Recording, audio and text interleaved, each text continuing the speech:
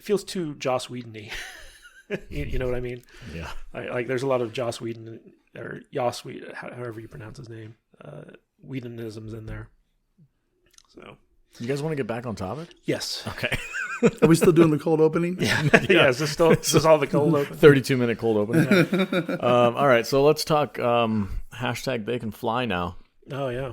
We got a little 25-second snippet from the Rise of Skywalker where we get to see our hero, our trio, Rey. Internet into apoplectic. Let me get into anaphylactic. I gotta get into Phantom Menace mode. I can see the vein in Matt Vader's head pulsing.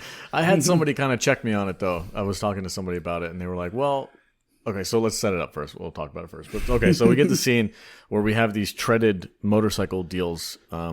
Following our heroes on their desert planet, on their little skiffs, and they're chasing them Tatooine. down. Not Tatooine, yeah, and not Jakku apparently. Not Tatooine too. Another desert planet. Yeah. I guess it just must be really easy to film in the desert, just all that wide open space. I think it's just because it's Star Wars and people associate with that. Because J.J. Abrams can't think of what's a different planet we could set this on. We already tried a salt planet. Nobody liked that. That wasn't him. Yeah, Alex's personal planet. Yeah, Crate. my personal planet, Crate, my home planet. Salty It's not a bad planet. Like the design is pretty cool. The red crystals with the salt top. Like it's a cool idea. It's just a bad movie. Anyway, so I mean, like they could have done a glass planet. They could have done like a hot dog planet with the crystal boxes. Yeah, that's very Rick and Morty right there. Yeah. Could have done a Szechuan sauce planet. Anyway, so they're getting chased down. Szechuan sauce. We are all over the place. Happy Thanksgiving, everybody. It's because Alex's family is here. And we're not even drinking. Yeah. No, we're not. I wish we were. I should have grabbed something. So they're getting chased. Your mushroom coffee. Just sitting here tripping balls. You have some poop in a cup. on the mushroom. I have some new stuff. It's made out of like kale and green tea extract. It's supposed to have more caffeine than coffee. And me and Matt there's this thing out there called Folgers. It comes in a big can. Me and Vader are sitting here. Me and Vader are sitting here wondering why Alex is in so much better shape than us. I know. Because he eats Brussels sprouts for breakfast and has mushroom coffee. Yeah, that's Alex's baby that you hear in the background. Yeah. He wants us to get back on topic. That's why he's upset. This is not happening. He's the peanut gallery. He's Baby Yoda. Baby Yoda for this episode. Oh, we'll talk about Mandalorian eventually. We got to look on his faces. Eventually. How dare you guys have fun talking about stuff? All right, so we got sand snowmobiles. Yeah, okay. Yeah, that's what they are, huh? Yeah. Sand snowmobiles, catapults. Sandmobiles. So the scene, of course, everybody's seen it already, but these stormtroopers are chasing our heroes, and they get catapulted by this mechanism of a vehicle, and they use that to then jetpack off and chase our heroes. And the heroes' reaction is, "They can fly now." They say it 3 times. They can fly now. Yeah, they say it 3 times over again. Wait. Let's actually 4 times. Let's recreate it. Okay. Ready? They can fly now. They can fly now. They can fly now. That's literally how it goes. There it is in the clip. There's the clip. So the question, of course, on everybody's mind is, have these people not been around in the Star Wars universe for apparently not very long? Well, don't you know there's no source material? Oh, that's right. To draw from. So. You were dropping the segues way too fast. No. Like we're going to talk about this, but I just want to point that out. That in the sequel trilogy there is no source material, so this is completely new stuff. Because like Mandalorians didn't fly, nobody's flown before this clip. I'm gonna push back on that a little bit because I do agree with you. It's a super cringy, goofy thing for them to say, but I think Nick, one of my followers and listeners of the podcast, said look, this is most likely not a surprise that people can fly. It's more of a surprise that they haven't seen the First Order fly yet. That we haven't seen it in the movies. They've been fighting the First Order for a while. They didn't go up against jetpack people yet, so their reaction is less about an amazement, oh my god, they can fly. Of course they've seen people fly. Everybody flies in the Star Wars universe. They have ships that can hover. I think we're taking it a little bit too directly as out of context of the whole Star Wars universe. I think it's more just hey, these nemesis that we've been fighting have jetpacks now. Well, this is a new thing. I think it's just an easy way for them to throw some one-liners in the movie. Well, I'll too. tell you the real reason behind this is toys. It's toys. Hasbro. Toys. Like everyone who saw that clip, they were just like, oh, this is just a cheap way of selling toys. I thought old school Cobra snowmobile toy thing. Yeah. Yeah. It definitely is to sell toys. Because, that thing looks like a toy I would buy my kid. Where you kind of like push it around, then you push a button and it launches. It launches the guy off the car off the back. But the worst thing is the narrative fidelity aspect of seeing that scene in which the logic within the Star Wars universe world doesn't hold up with this thing, because it's like, why is Rey firing her blaster like a crazy person behind her when she could literally just use the Force to like knock them out of the sky or tear their tires off or even just lift up those things and keep them away from them, or like Force push them onto their side. I'm gonna have to disagree with you on that, because you could literally say that about every single Jedi in every single Star Wars movie ever that comes into a situation where he has to get himself out of. I'm like, well, why don't you just use the Force? Here's the thing, though. You could make an argument that those Force users were not as powerful as Rey is. Because Rey, with zero training, was able to lift half a mountain. Yes. Okay. Of like, look, what was it, like 60, 70, 80 rocks? We just don't talk about that movie, Kadish. It didn't happen. Well, it did happen. You kind of have to get a little context. I know. But even in The Force Awakens, like, she took on Kylo Ren in a lightsaber duel and beat his ass. He was dying. With no training. He was not dying. He had a hole in his chest. He did not have a hole in his chest. From a Wookiee bowcaster that blew apart like 4 people. No, he was running through a frickin' forest. He was fine. He beat Finn pretty soundly. I kind of was very racist of him. I kind of like with the whole Rey and the snowmobile thing. It's like Jedi used to. There's many scenes that you see where they're fighting all these droid armies, right?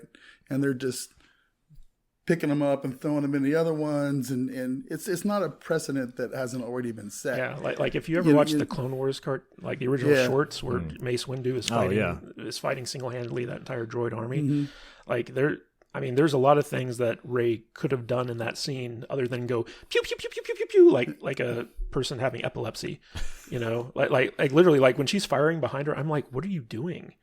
Like, you're a Jedi, you can use the Force to like freaking aimbot. What she should have done now, she should have jumped off her speeder thing, flown through the quarter mile through the air, and landed on the back of the snowmobile. Yeah, they can fly now. And whacked both of those guys, then taken over the controls of the other one, and then gone to the other one and ran it off the road and sliced him. Then people would be like, "This is just a freaking rip off of the last of what's that movie? Return of the Jedi." We've seen her go one-on-one with a freaking spaceship. So like, why is she running away? Why isn't she like using her lightsaber to like freaking destroy these things? I don't know. I think they just released that clip so people like us could have something to talk about for 10 minutes. The hype machine is definitely ramping up, but I think it's going in the opposite direction. There's been hype. Well, they're definitely marketing it a lot heavier now that we're like, 3 weeks away? Yeah, they did the same thing with The Force Awakens. They waited, and then they dropped the trailer, and then after that, it was just like every week. But in this instance, there's a lot of debate as to whether the movie's actually done yet. No, he said it was done. I think he just finished like yesterday or something. So I just, yes, it's goofy. I didn't like the line. I thought it was kind of cringy.